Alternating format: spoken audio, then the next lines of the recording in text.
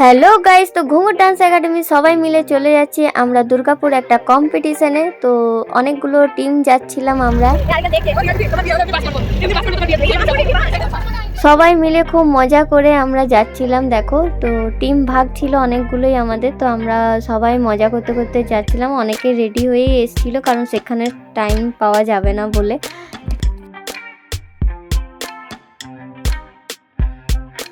তো ফাইনালি আমরা পৌঁছে গিয়েছিলাম।